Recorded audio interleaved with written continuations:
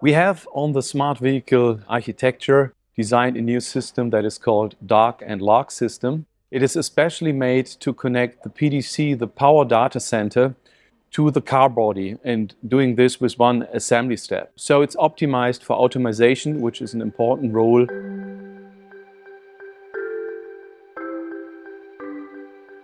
The dock and the lock basically has a sheet metal frame which is assembled in the car, and it covers two self-aligning connectors which are part of the so-called backbone.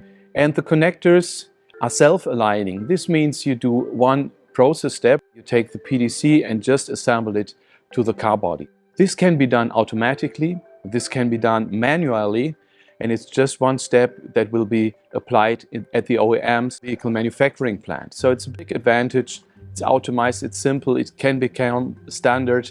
You don't need anything else, no tooling, no screws.